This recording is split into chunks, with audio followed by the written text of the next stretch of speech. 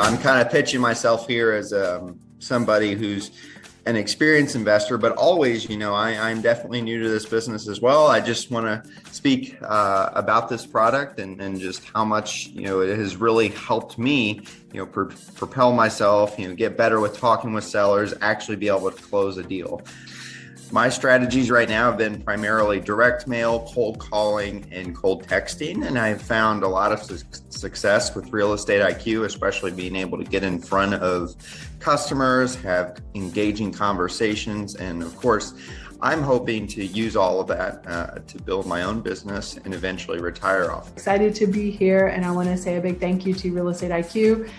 They have the absolute top leads in the industry and just make investing effortless for all of us as real estate investors here in Texas and obviously everywhere else that they're focused. And I'm proud to be associated with Real Estate IQ. Love what you guys do and love how you all help investors so that we can focus on the thing that makes us the most money, which is the job of real estate investing. I wanted to jump on this morning and give a shout out to Real Estate IQ. I began my journey with them a few years ago, just using some of the more basic products, the off-market leads. And since then, growing and visiting and talking with not only Steve, but other people who are involved with Real Estate IQ, I've had the opportunity to actually not only be a client, but I also became an investor with them. And that is one of the beauties of being able to be part of Real Estate IQ, is it gives you the opportunity to grow as an investor, especially in real estate.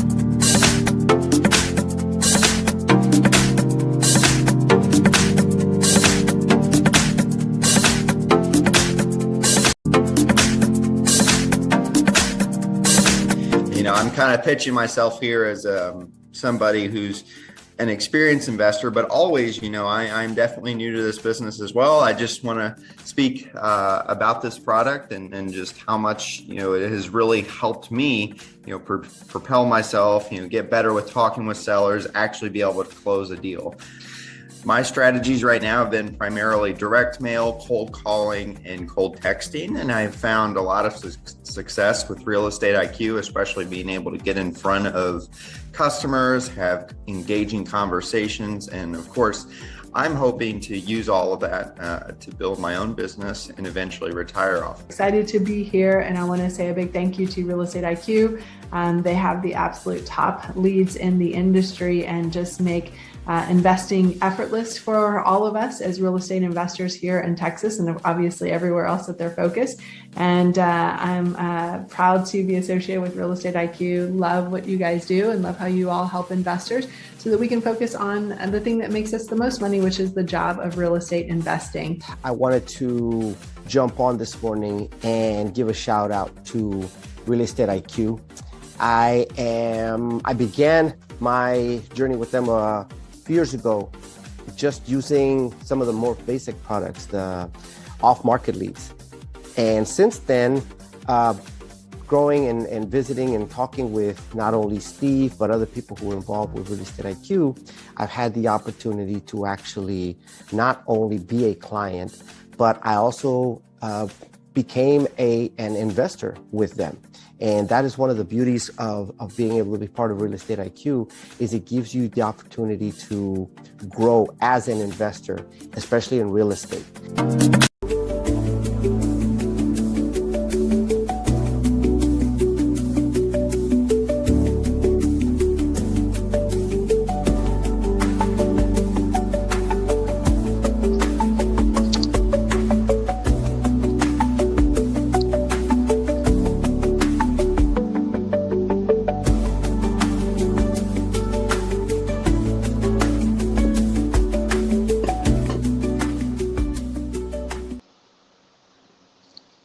All right, good morning, everyone, and welcome to today's exclusive event with Real Estate IQ. It's another Thursday, so it means it's another good learning session from Real Estate IQ. Hello, everyone. We're thrilled to have you joining us today. It's 11 a.m. And today we will be uncovering some of the most important information that real estate investors must have in order to navigate through uncertain markets. So at Real Estate IQ, we're very passionate about empowering investors with the right tools, data, and strategies to succeed in today's market. As a lead generation company, we have helped thousands of investors find off-market leads, negotiate smarter, and build high-value portfolios. And our mission is very, very simple: to help one more person to win. Well, today, without further ado, we're honored to have Steve Liang, one of the co-founders of Real Estate IQ, join in with us today to teach about pre-foreclosure. Steve is a seasoned real estate investor whose proven strategies have unlocked thousands of lucrative deals. With years of experience navigating pre-foreclosures, mastering negotiation tactics, and growing a high-value portfolio, Steve has a wealth of practical insights to share with us today. His expertise has transformed the way investors approach off-market opportunities, and he's also here to reveal the secrets that can take your portfolio to the next level. And I'm sure that Steve also has today some case studies that he will share today. So I want everyone get ready to take notes, ask questions, and learn from only the best. Hi, Steve. Hi, Sophia. Thank you for the intro. Good to Yeah. see you. Good to see you too. Go ahead and take on the spotlight. All right. Welcome, everybody. So first of all, I congratulate you for joining us and learn more about this well-kept secret. We call it Preforeclosure Goldmine. Now, you might be wondering, why do we call it the gold mine? Let me just tell you the amount of profit we're talking about. So now, in order to understand pre-foreclosure, we got to really understand what foreclosure is about. foreclosure auctions, depending on where you are, happens about every month, maybe depending on what state you're in. It could be every week.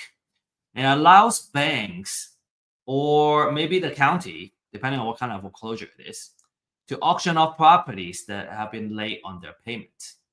You can usually get the deal at 50 to 75% off of the market value. Okay. It's deal by deal, right? Depends on what deal and what deal. If you haven't been to a live auction, I highly encourage you to do that. Actually, I have recorded a video that I took a couple of days ago, and we're gonna share that in a little bit. It's pretty chaotic, and it's a big event, and you really want to be there if you're really serious about being in real estate investment. Even if you don't participate in the auction, you should definitely check it out. Depending on how your county organizes it, it could be several trustees auctioning off in different places, and people just kind of crowd the trustee that is auctioning off that property. And it could be happening in the same time. And so if you are kind of new to the scene and you want to buy a property at the auction, you need to find the trustee first and make sure you don't miss it when they start the auction. So now the reason you would want to also, okay, so another big tip that we learned is that you want to, you're going to need to pay on spot. So let's say you got the property and you won the bid at $87,000, and it's a $200,000 house. So you're already getting it at a really good discount. But now you need to kind of pay on the spot. So what people do, the folks that are they're actually auctioning off, they will come with a stack of cashier's checks from the bank, and they will have it in different denominations, because you don't really want to have just a check for $200,000, and then because you don't have change, you give them the entire $200,000. Your money and your capital is gonna get stuck there for a while, for quite a few days, before you can get the money back. So you kind of want to have some 50,000. You want to have some, maybe 25,000, $10,000, so you can give them, ideally the exact amount, 87,000. But if not, at least you can do like 90,000, so you don't have a lot of money that just getting stuck in the with the officials, and then you're not making any money, any return on the money that is just being there. Okay, so next, let's take a look at, I recorded this video. Let's play it. Okay, we'll watch it, and then I'll also point out a couple of things, and then we'll watch it again, so we can kind of pay a little more attention.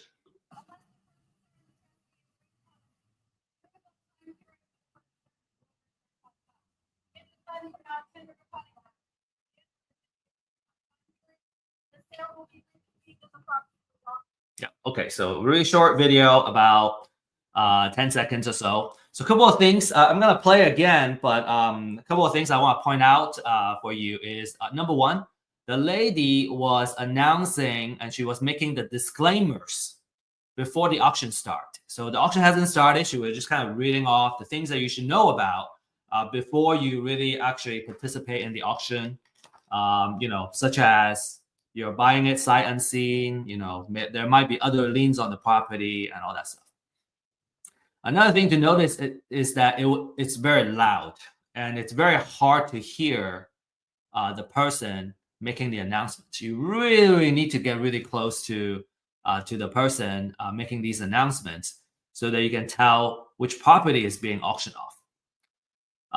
And then another thing, as you see the camera spanning around, is that people come prepared. They already did their homework, right? They either brought their printouts, right, or they brought their laptop, and because they want to know, they already know how much they want to bid, how much their maximum bid is for any property. And then another thing is, you may not see other folks auctioning off the properties at the same time in this video, but you can kind of imagine a little bit down that way to the right is other folks with other trustees basically auctioning additional properties. So I'm just gonna play this again. I'm gonna stop talking.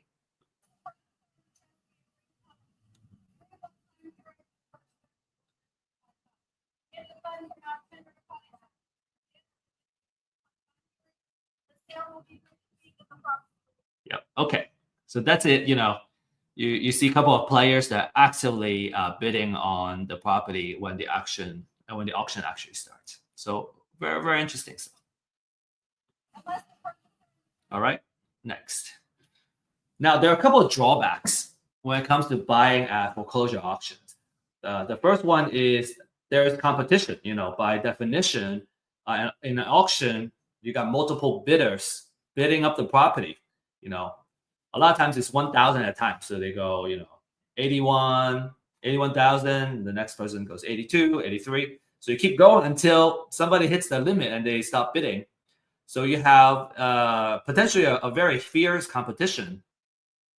And especially with hedge funds getting into the scene, foreclosure auctions have become very competitive.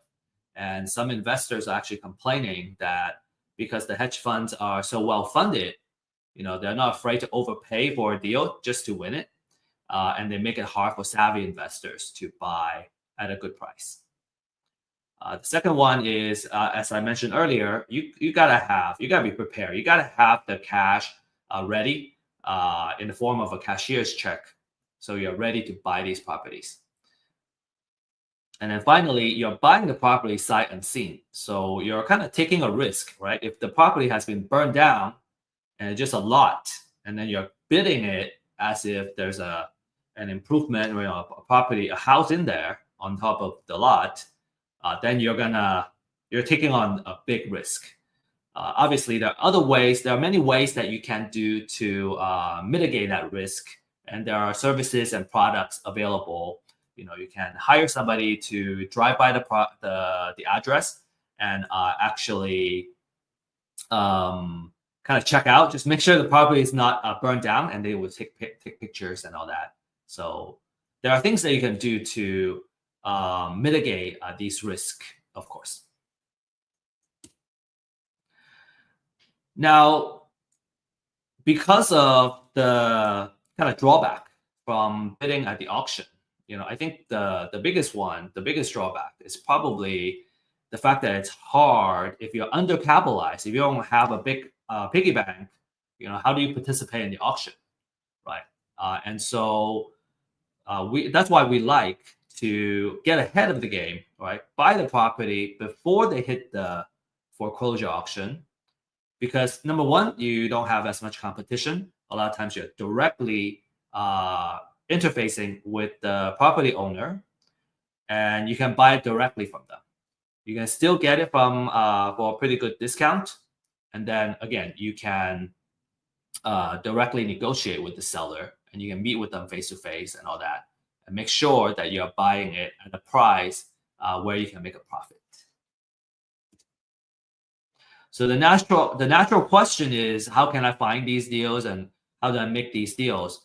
There are a lot of these properties. On average, I think last month we found about 6,000 properties that are motivated to sell. And then let's say on average, we're talking about an average of maybe, don't quote me on this, maybe $50,000 to $60,000 of equity per deal. There's a lot of equity in these houses that are going into foreclosure. So all we need is to win one, and we'll feel like we're winning.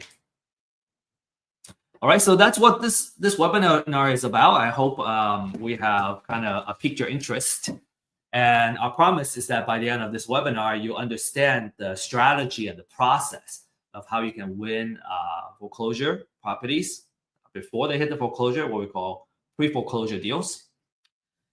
From a kind of the type of investor standpoint, if you're new, obviously this is a really good class because there's a lot of opportunities in the foreclosure auction. A lot of properties that are going into foreclosure auction that are good candidates for you to reach out to. And if you're an experienced investor, but let's say you have not done pre-foreclosure, this would be a really good way for expanding your channel. From exit strategy, you can wholesale. Let's say you buy the property wholesale. You can do fix and flip. You can also do buy and hold as well at a big discount. All right, so you make the money when you buy it, and now you can do all kinds of exit strategy and profit from it. So reminder, distractions can be very lethal, especially when we're trying to learn. So find ways to be focused, turn off as much distractions and notifications as you can. And feel free to use the chat we're on live stream right now. So feel free to use the chat to ask questions and also interact with each other, introduce yourself. What we find is that a lot of times, I think it's true in many things, it's just difficult to find success when you're getting started or when you're kind of in the middle of the journey. It's all about networking.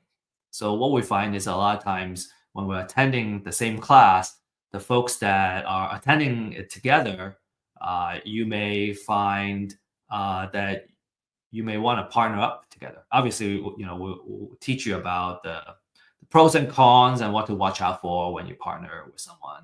It's another big kind of art, the art of partnership.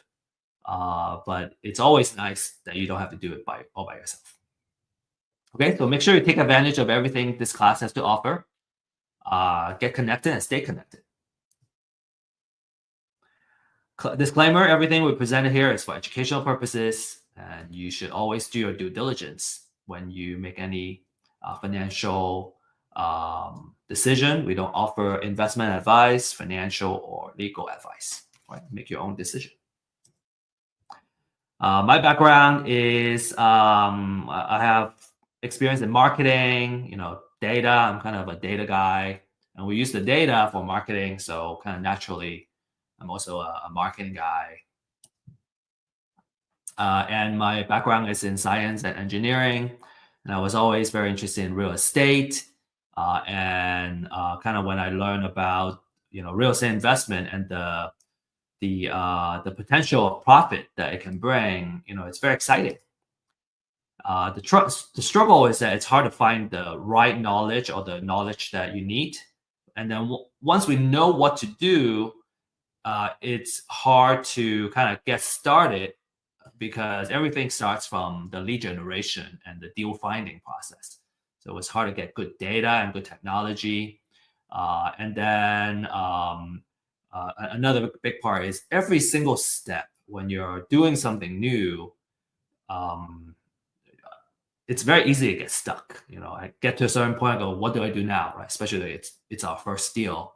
And we found it hard to connect with quality people that can kind of show us the way. A lot of times after a couple of deals, we learn how to do it well, and we can become very competent ourselves. We can become like basically a full partner.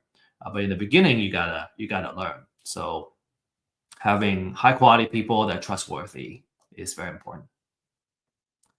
And that's why we're at Real Estate IQ would bring these couple of offerings to you. One is webinars, classes, right, educational items. We also have ebooks that you can leverage and learn more. We also offer really awesome deal finding data. We're also going to start offering deals and kind of financial side of items, because what we realize is that as investors, data is not enough. We need deals, and then once we get deals, we need funding to close the deal. So there just needs to be so much support around us to be successful. And then very, very importantly, we also want to surround you with a community of experts, so you can you can be a part of the community, and we can find success together. Okay, without further ado, really want to get started here. So I got a couple of steps here. Number one is we want to understand the foreclosure process. Why is that important? In order to win pre-foreclosure deals, we need to understand the entire process so we know where and how we can add value to the homeowner. So here's the process. So step one, the borrower has been delinquent for more than 120 days, so about 4 months. Okay, so that triggers the lender to say, hey, we need to send a letter of demand, and the borrower needs to start getting current on their payment. The borrower will have at least 30 days to pay off the delinquent payments, or they will send a notice of default and an intent to accelerate the loan. So basically kind of accelerate a loan and start a foreclosure process. So after the cure period expires, the lender will file a notice of sale at the county the property is in, and you would wait. You would need at least 21 days before it would get auctioned off. So let's say, in Texas, we have the auction that happens on the first Tuesday of every month, which is just 2 days ago. And let's say the filing happened on the first of the month, right? And it's not that Tuesday yet. It's not gonna go into that immediate Tuesday, but it'll go to the following Tuesday, first Tuesday of the month. So that at least there are 21 days before the next auction.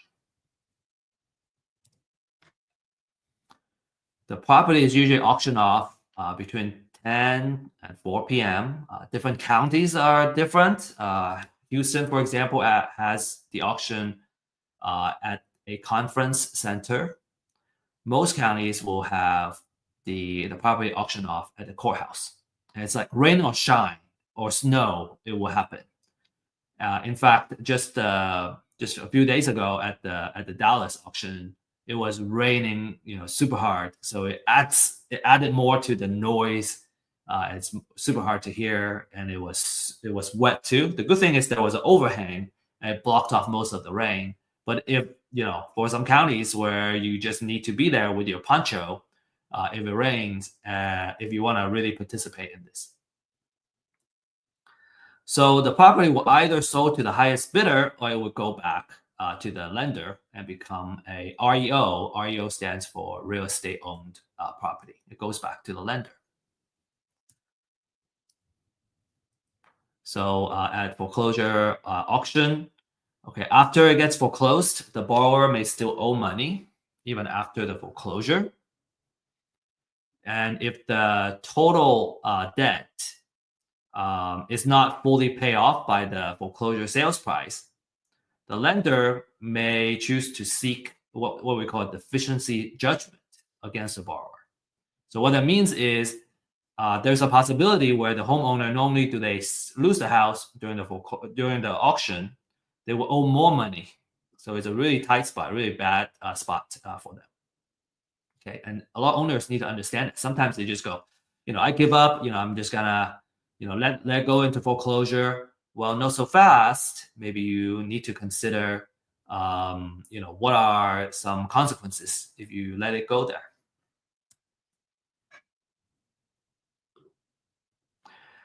Okay, there are also, the different kind of liens.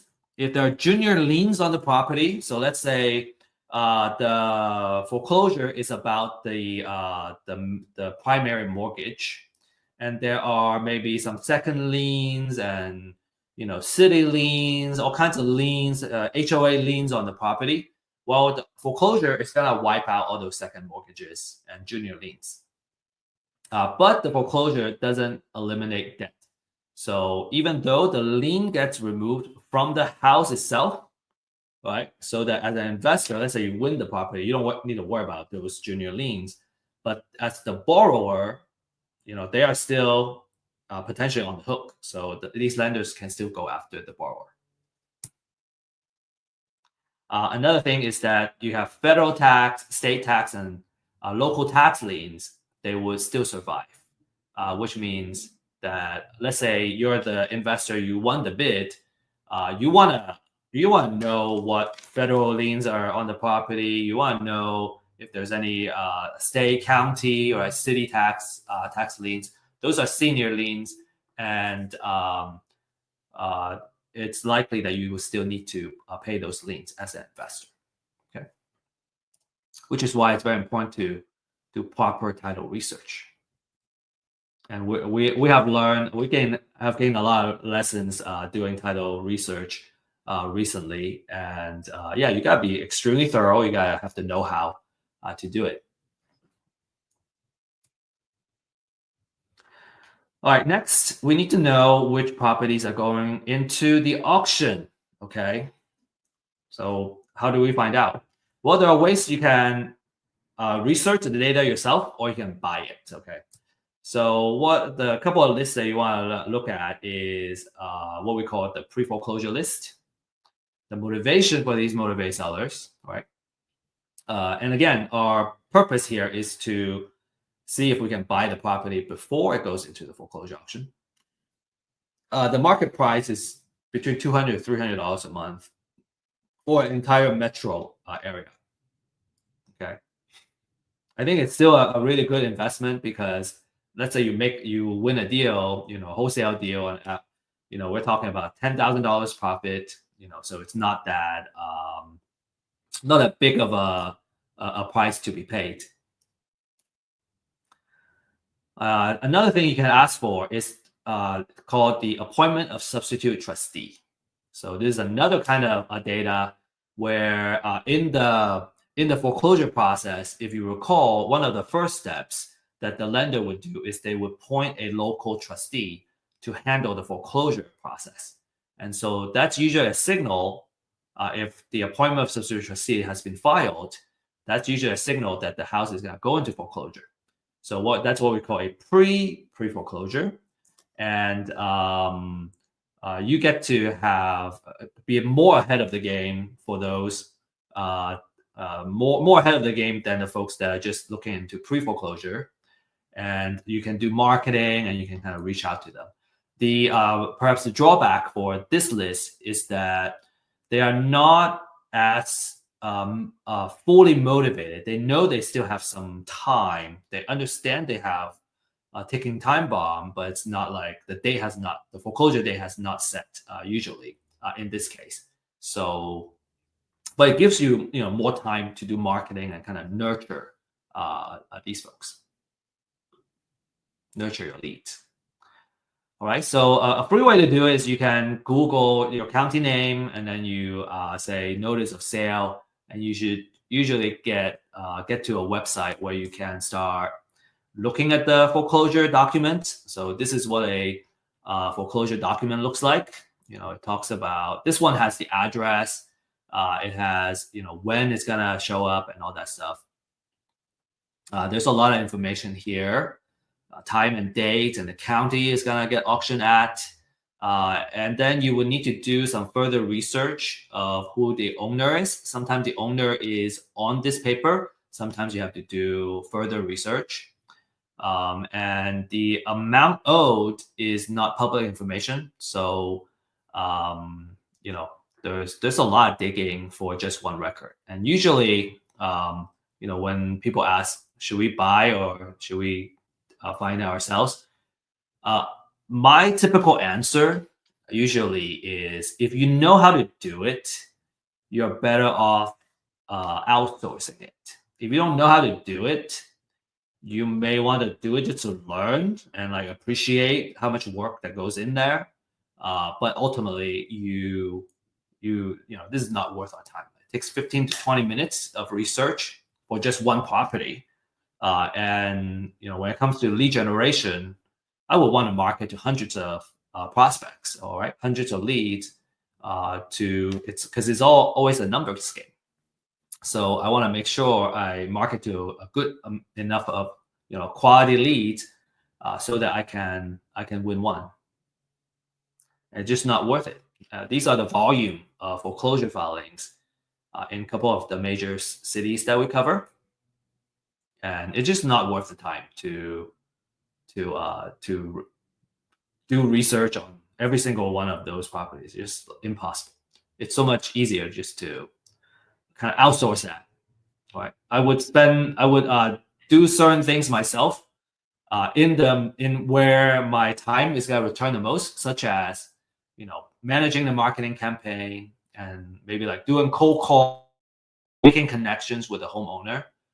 Those are much better return on our time, and that's what I do too, actually. So okay, so let's say we buy on the list, right? I hope I can convince you that it's better outsourced. You if you don't know how to do it, like I said, you may want to learn how to do it. But just because I know how to cook doesn't mean I want to cook every day. Just because I know how to clean doesn't mean I want to clean every day. Oops. So I hope that outsourcing is always if we can do it, I recommend it. Okay, so now if we're gonna buy the list, we also need to understand the quality, right? I don't want to just buy a junk list and then waste my time calling people, and it's not even the freshest list. So a couple of items that I would use for evaluating the quality of a motivated seller list. Number one, especially for foreclosure, is that I want to know how fresh the data is, right? Because the fresher it is, I know if I reach them first before anybody else, I would be the first person, right? I got the first mover advantage when I do that outreach. The second one is the extent of research. I want to learn more about the person I'm gonna be reaching out to, so I know how to talk to them, and I know what their situation is. One of the key metric that I look at is how much equity is in the property, and you gotta research several locations, different places, and run the calculation in order to come up with an estimated equity on the property. And I find that, and also our clients too, we find it one of some really important information to go in, because if the property doesn't have a lot of equity, chances are it's hard to make a workable deal with the owner. There are different exit strategies, right? Of course, but in general, we want to look for properties that have a high amount of equity. And then, we want to know how accurate the information is, right? The quality of the research and the researchers. So some key elements of a quality leads, especially for pre-foreclosure. We want to know the mortgager and mortgagee information. Mortgager is basically the borrower, right? That's the main person I want to do outreach to. That's usually the person that owns the property. Then I want to know the address information of the property, right? How much it's worth, what's the assessed value. And then on the right, I want to know the financial information. So I want to know what the equity percentage is. I usually try to reach out to the properties that have a higher equity, because there is more negotiation room where we can create a win-win situation. In order to do that, we got to know the loan information. So how much loan was in there. So you got, ideally there is title searches and, a deed of trust searches that need to be done to find all this information. Okay, now that we got the list, we want to narrow it down to a more manageable, focused list. And this is where, kind of that filtering is where you can create your own niche that you can focus on, that, say, you're much better at than anybody else. So this is where you create your competitive advantage, okay? And a couple of kind of hot filters that people use are the address. Maybe it's different cities, right? Let's say you want to focus on the city that you live in because you know your city so well, or maybe it's a city that you don't live in, but it's not as competitive. You can filter by the assessed value. Maybe there's a particular price range that you want to focus your deals to be at. I already talked about equity percentage. That's a really popular one. And then you can also kind of look into a couple of these. So ownership would tell you if the property is owner occupied or not. Okay. If it is owner occupied, it means that the person lives in the house. And if it's non-owner occupied, it means the person is very likely a landlord. They live somewhere else, and you can potentially find that they are an out-of-state owner. And if they don't live in the house, usually maybe they're more likely to sell the house. Okay. You can also look at kind of loan modification and different type of loan. This is by understanding what the different type of loans are and what type of loan modification it is to really identify the signals where, and this would probably come more from experience or from working with an experienced investor together, that how to leverage this data and really search for the niche that you can focus on. I'm not gonna spend too much time. We can spend just like 1 hour just talking about each data field here. So let's talk about how to now kind of market to these. Okay. One very important point I want to share is that let's say there are 1,000 properties, right? And let's say we start with a $1,000 per month marketing budget. Okay, I have $1,000 I can spend. I can either spend $1,000 to reach 1,000 leads, or I can narrow it down to 100 leads and really just focus on reaching this 100 leads. Ideally in multiple ways. I can try to call them, send them letters, right? Maybe even do targeted advertising. That's more advanced to these 100 people. Because now I'm spending $10 per lead, right? If I have 1,000, I'm only marketing to 100 leads. I'm spending $10 of marketing budget to reach that one person. Versus, say, I got this gentleman named Joe, and he has $1,000 trying to reach 1,000 leads. So on average, he can spend $1 per lead. Okay, so who do you think is gonna win out? The person that spends $10 to reach one for each lead, or the person that spends $1 per lead and try to reach them, right? $1 versus $10 to reach the same person. I can't see your responses, but I hope you would arrive at the conclusion that, man, if I have more marketing budget, right, I can reach the person, and I am more likely to win out and reach this person, build trust with this person, because I'm spending $10 on this guy versus my competitor that's spending just $1 on the same person.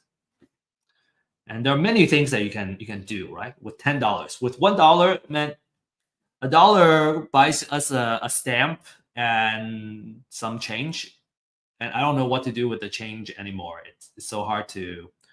$1 we can't really go very far in terms of marketing budget. Okay, so let's next talk about the different kind of marketing campaigns we can use. Now that we have a focus list, we have a very popular class. It's called The Secret of Building an Endless Deal Flow. And it's about creating marketing campaigns that you can do to build a consistent pipeline for deals. You can really, when it comes to marketing, you can apply it to reaching motivated sellers, or you can apply it to, any kind of business. So it's just a really awesome business class in general. And if you enjoy this upcoming segment and you want to learn more, I would highly encourage you to take that class to learn more about marketing. Okay. We also have other speakers and topics that really kind of go deep into some of these items too, such as door knocking. We just recently had a door knocking class, which is phenomenal. So door knocking means you're showing up at the person's door, right? You need to know their address. You need to know who you're talking to ideally. The advantage is that you can talk to them in person and you can build trust quickly. I kind of pointed out here that the effectiveness of a door knocking campaign really depends on the quality of the list, right? You gotta know you gotta have the right address. You gotta know, who you're talking to.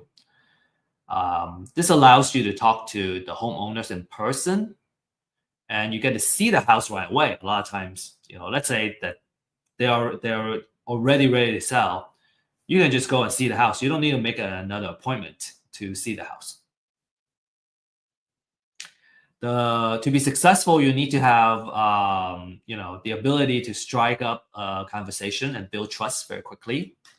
You also need to have a thick skin. Some people just don't want to talk to you, right? Maybe they scream at your face too, and so just being okay with that. If you're more introverted, like myself, maybe you don't like talking to people. You prefer not to talk to people face to face.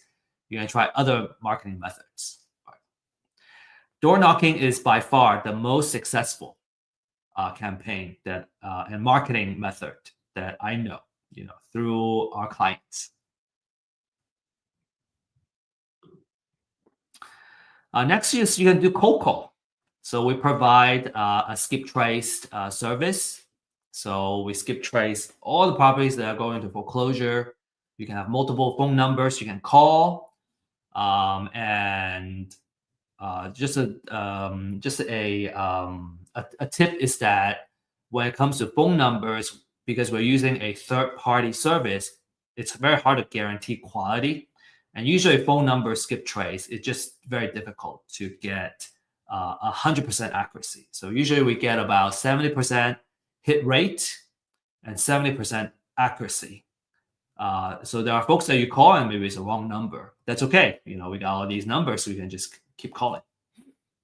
Right? Somebody is always right. Some say some will, some won't, but someone is always waiting. I want to share this cold call script with you. This is also has been shared in another class from our speaker, and I really love their script. So I have started to use it, and that has produced for me as well.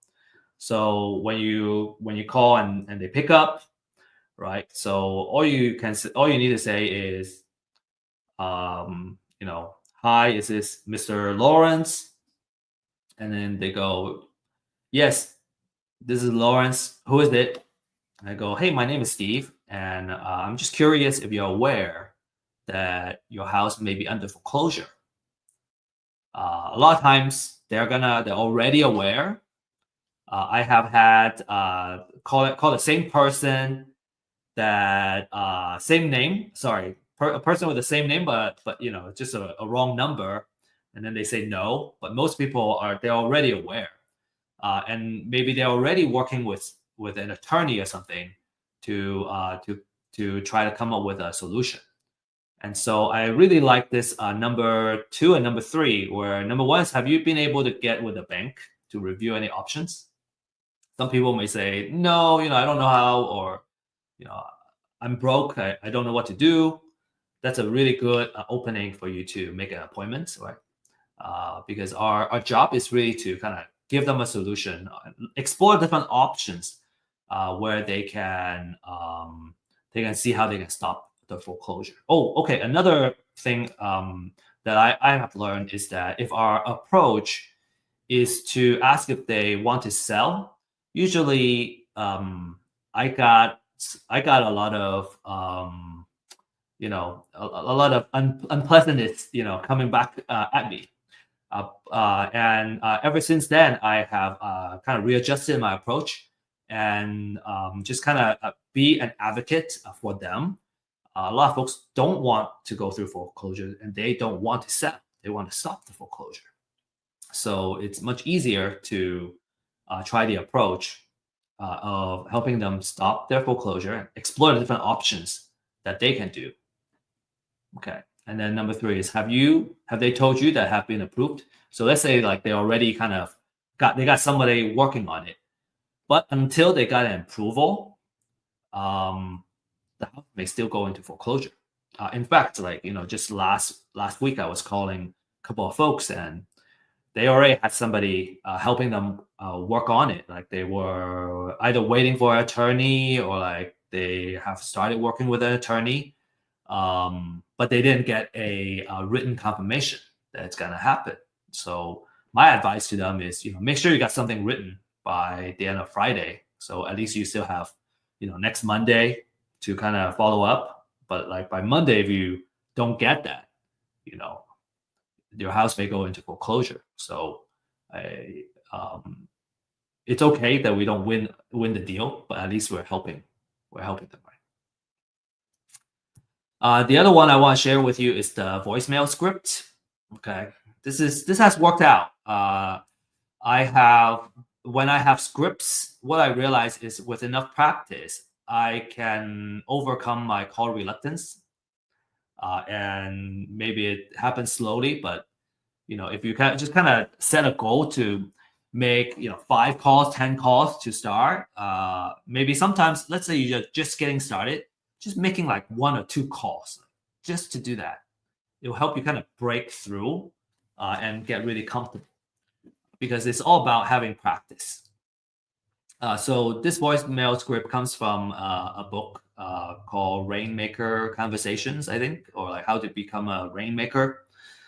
So it's a sales, really good sales handbook. Really short too. I highly recommend it.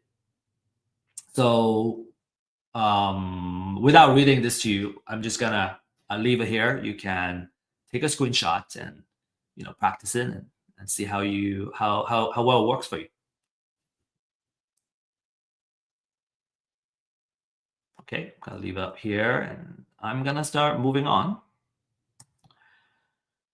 Okay, now talking after we talk about these couple of strategies, another strategy we could have talked about is using direct mail and handwritten letters and send it to them.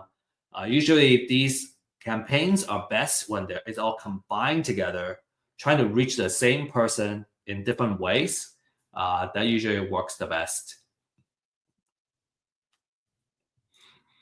Okay, so next, you want to reach out and listen. You want to let the owner know that you want to help them. And foreclosure is a very stressful situation, so you want to be very empathetic and mindful. And maybe the appointment will lead to that they want to sell their property. Maybe it doesn't, but every single time you can make an appointment and have a meeting, you're just that much closer to making a sale, right? Or making the deal. So these are a couple of CRM stages that's also kind of my recommendation. You can certainly start with an Excel sheet to do the tracking. But let's say you start having more leads that you need to manage, then you need to start setting up different stages so you can kind of look at the pipeline and the health of your marketing pipeline. And we'll talk about this more in our marketing class. But the different stages that you want to set up are here. Okay, so going from stage 1 to stage 9. My recommendation: take a screenshot, and if you have questions on how to implement this and all that, we can talk more. But if you are familiar with CRM, you already know what I'm doing, what I'm saying here. If you're not familiar with the CRM, I think it would be a longer conversation. Next, it's very important to do a good repair budget. And you don't necessarily need to know how to do it.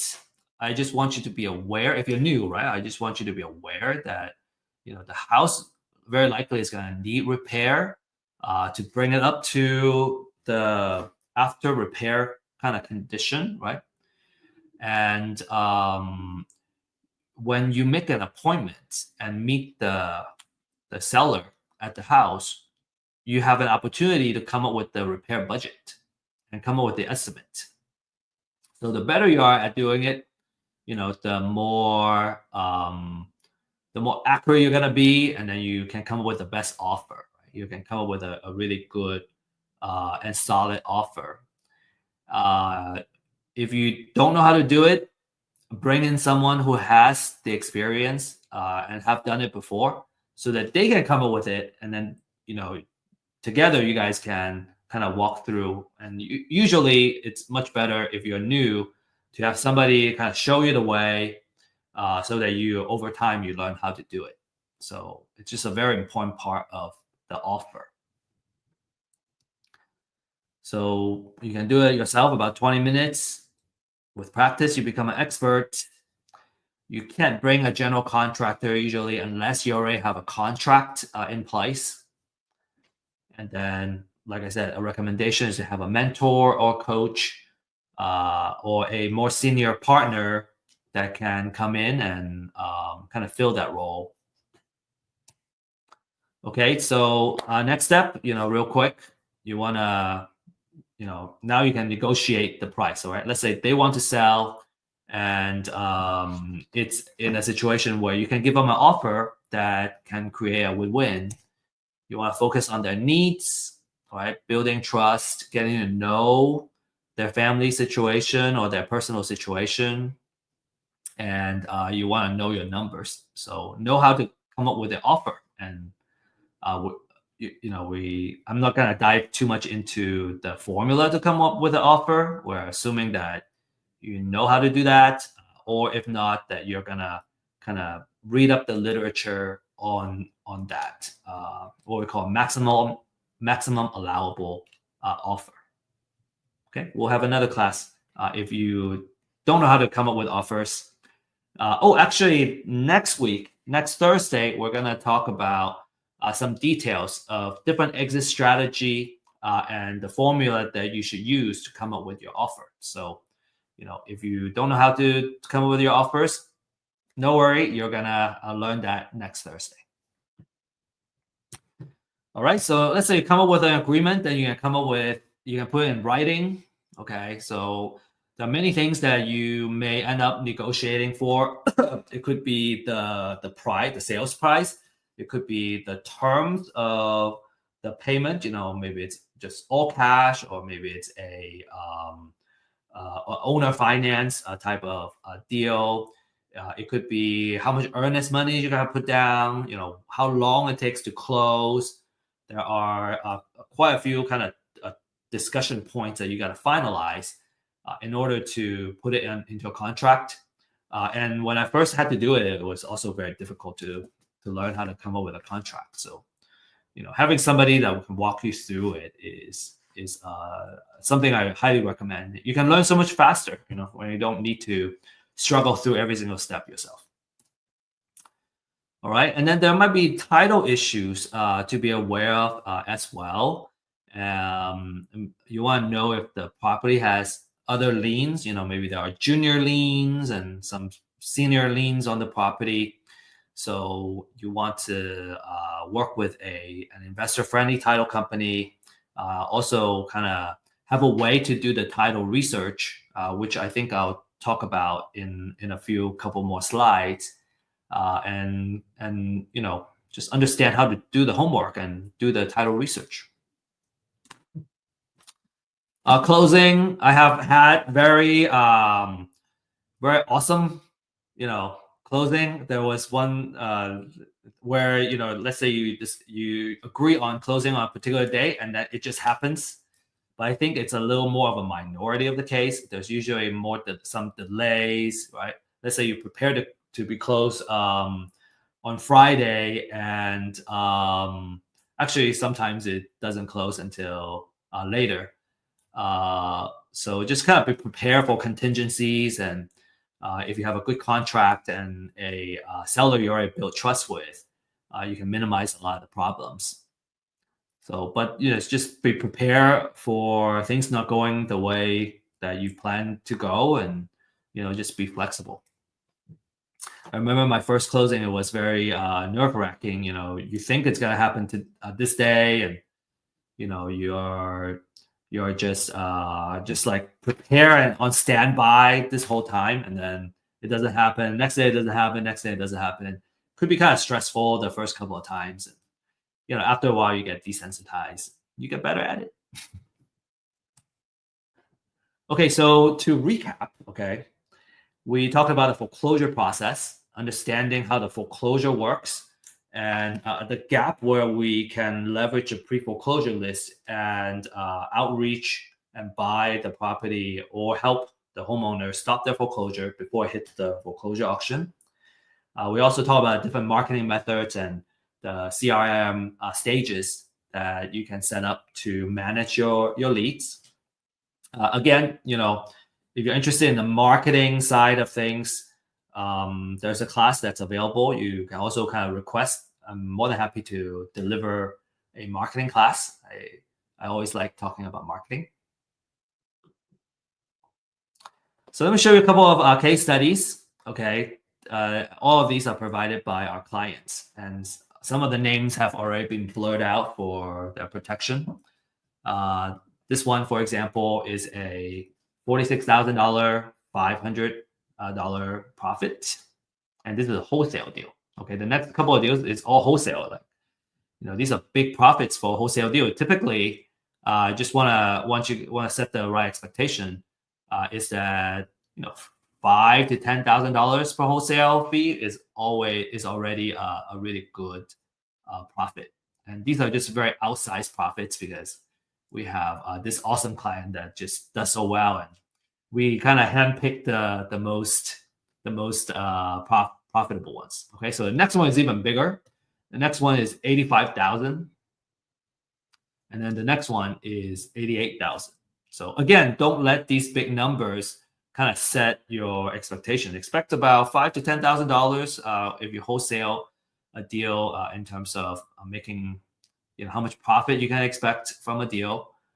But these outsized profits are not unheard of either, and folks are extremely happy when they can make this much.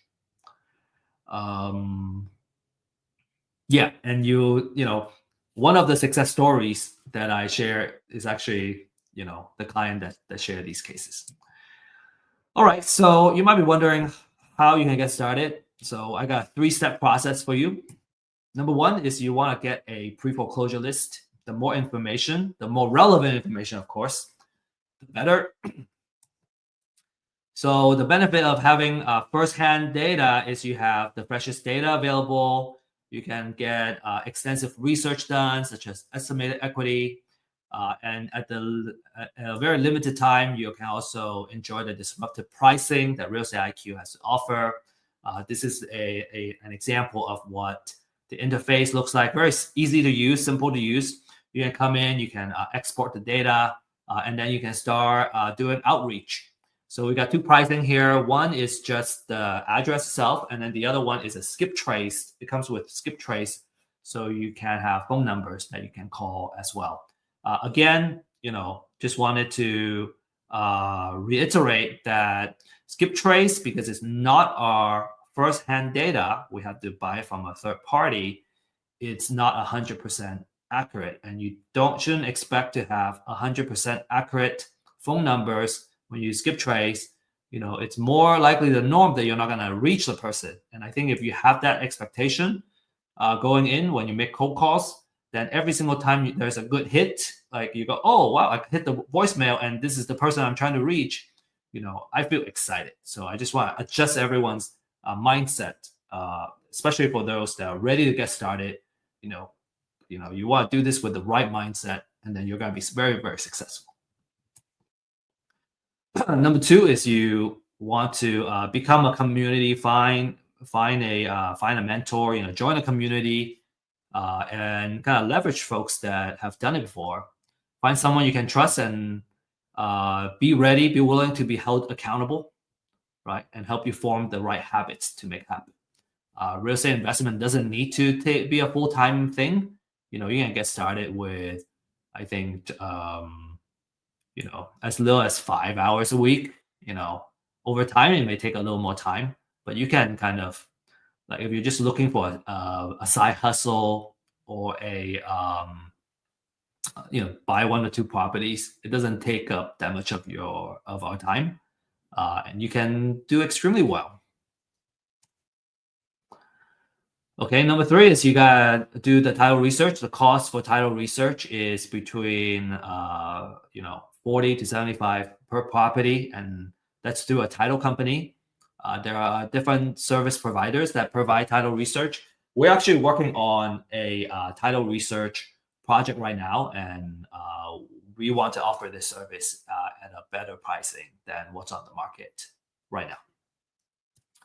All right, couple of success stories. This one is $8,000 profit. No, okay, sorry. The next one is the $8,000 profit. This one is using Real Estate IQ to get his first deal and getting started. Profitable growth with substantial gains. When you don't have to worry about leads, right? You can just focus on the outreach and the marketing. You can just you can stay focused in the most valuable activity, and I think that's just so important when you're getting started. Ismail, $8,000 profit in a recent deal. Kind of on average, right? $8,000. I think that's about right.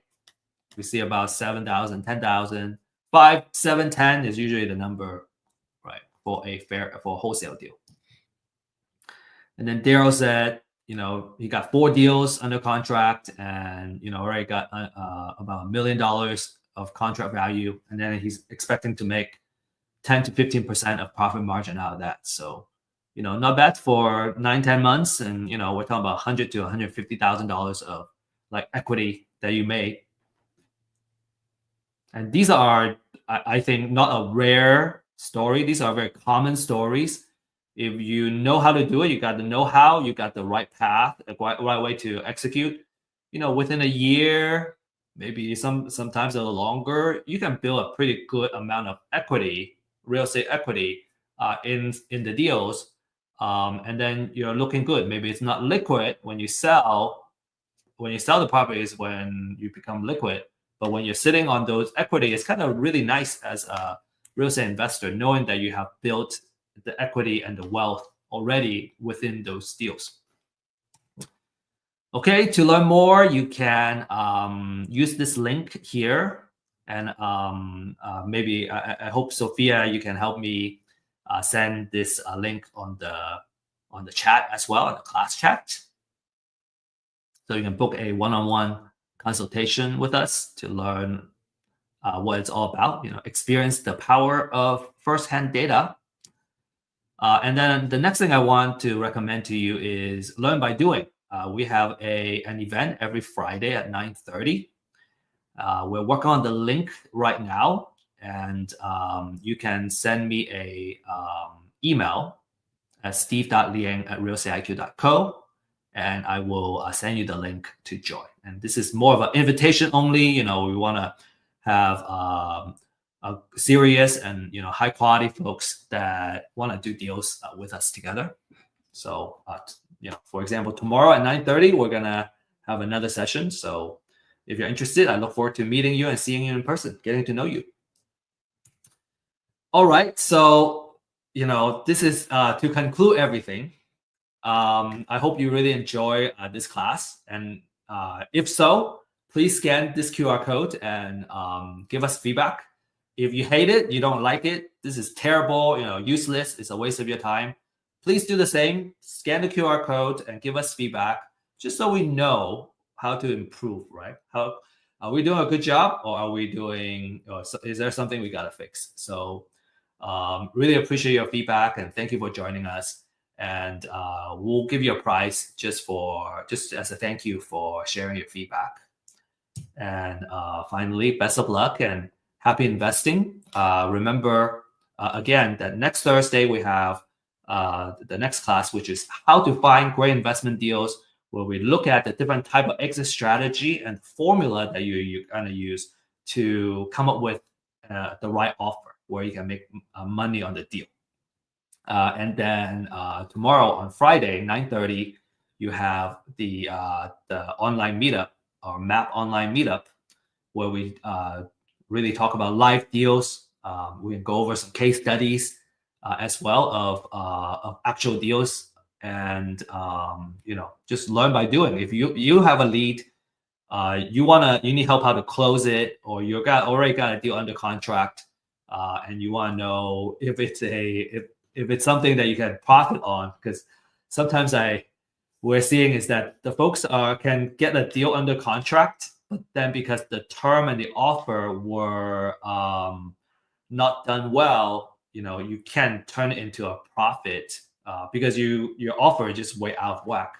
So we're more than happy to give you support and share our experience, and we can make some deals together.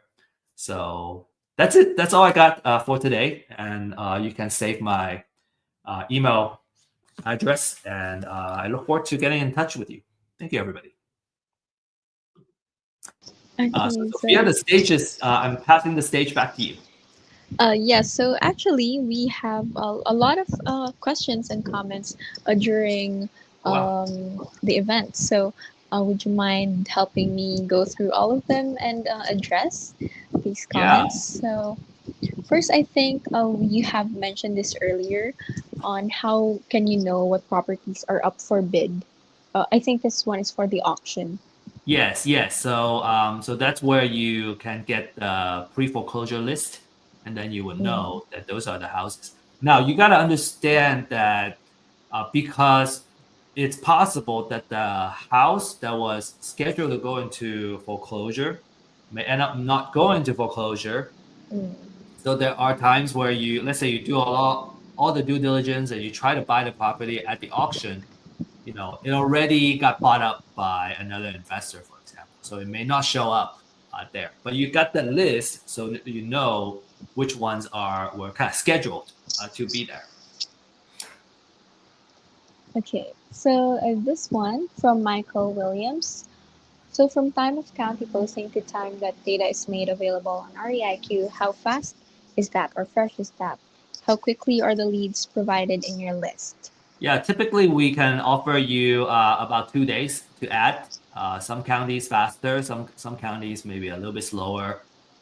We have a pretty robust system, and if there's some kind of delay, let's say the county is delayed, we'll also tell you. Okay. So for our next question from Patrice, how much equity should I consider to know it's a good deal? Okay, that's a really good question. How much equity should I consider to be a good deal? I have folks so if you look at the data, you would find that you can probably find some that are 50% equity, more than 50% equity. And those are extremely good deals because you're kind of buying it 50 cents to a dollar, or there's, more than half of the amount that you can negotiate for, right? You would find that if you kind of change that to more than 40%, now you have a lot more properties that fit that criteria.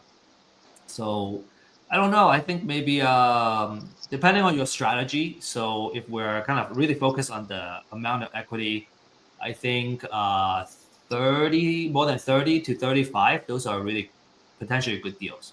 Because another thing you gotta add on to that is, what if the house needs a lot of repair, right? And all that rehab budget is gonna eventually come out of this equity that's already in there.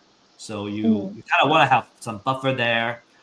Usually people prefer to have, not screen out so much opportunities that you may lose out. So, maybe a third, just drawing a line in the sand as a recommendation, I would say 30% is probably good stuff. Okay, next one from Lynn Saylor. Do you have scripts on setting profitable prices or negotiation tips? Okay. Scripts on setting profitable prices. Okay, I assume that when you say profitable prices, we're talking about for you as an investor.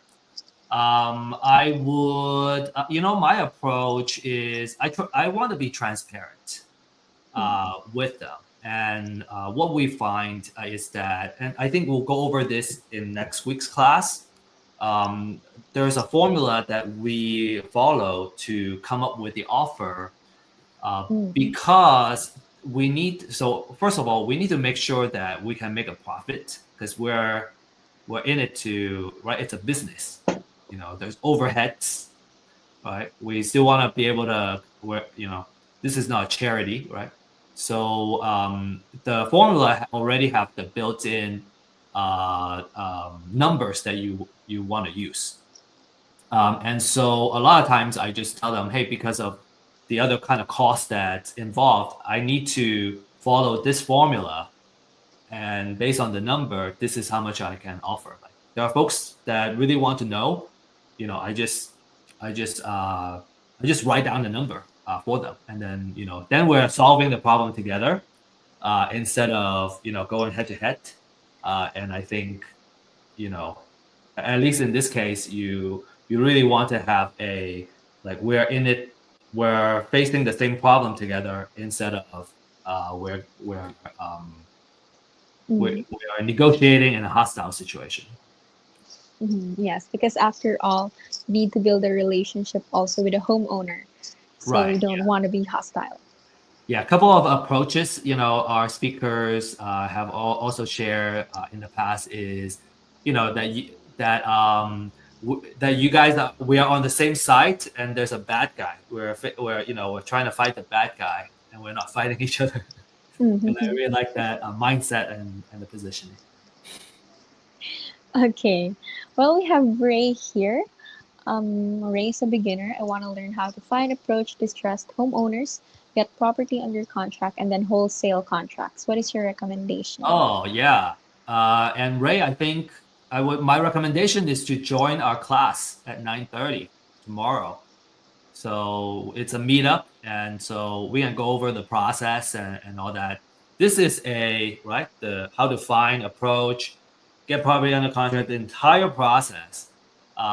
We have a 90-day program actually that if you are committed and you're gonna go and execute, we believe we can get you a deal in 90 days. And so you can just follow that process and we'll help you find success, going from beginner to getting your first deal.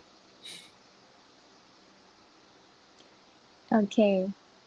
So from Robin, I believe that this is for the map class. Do you have to be in Texas to be part of the event? And you don't. You can join us online. It's gonna be an online Zoom event. We find it to be the most kind of inclusive for folks that are not in the same city, for example, and also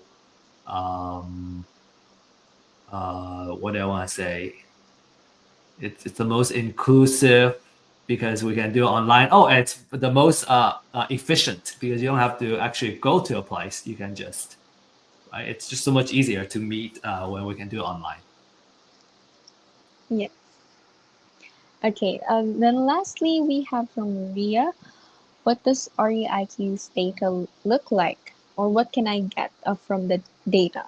Yeah, What information? that's also a really good question. I think for the sake of time, we want to direct you to sign up for the one-on-one consultation so that you can kind of see it. Our consultant is going to share with you the data that's available on our portal, and then how you can use that data to do your marketing.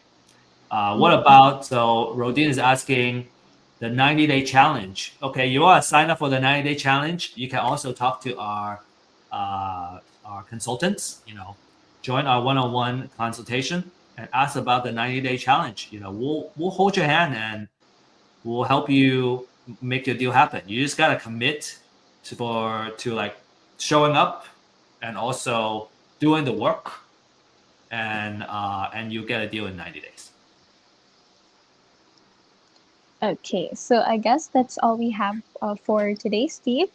Thank you so much for joining us today. And for next week, I know that this is a two-part class. One is today for pre-foreclosure, and the next one will be next week, Thursday, the same time, on how to find great real estate deals. We will still have Steve as our speaker.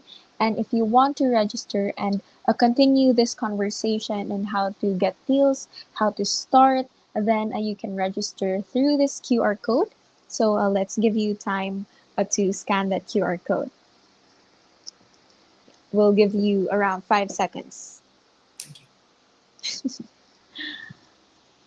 Okay.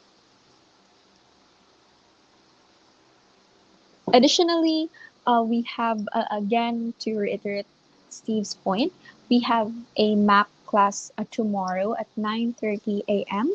So if you want, if you couldn't access or if you couldn't access the email or anything, you can also type in map on the comment sections, MAP, if you're interested, and we can reach out to you personally if you're interested with that. Also tomorrow, we also have a Friday open house at 11 a.m. CDT. So if you're also interested in learning more about real estate IQ, how these pre-foreclosure lists also work, or how does it look like the comment that we got earlier, what can you get from those? Then aside from the consultation, we also have an open house tomorrow, free for everyone to attend. So if you're also interested in that, you can type in Friday on the comment section if you're interested in those events. So let's give you time more to register and comment for our Friday open house and for our map class tomorrow. So the map class would be earlier, 9:30, and the Friday open house would be later at 11 a.m. Okay, so I believe everyone's already registered. So I want to thank everyone for staying till the end for our class. We hope to see you again next week for our events and how to find great real estate deals. With that, thank you so much for joining us. And again, we hope to see you next week. Bye bye. Thank you.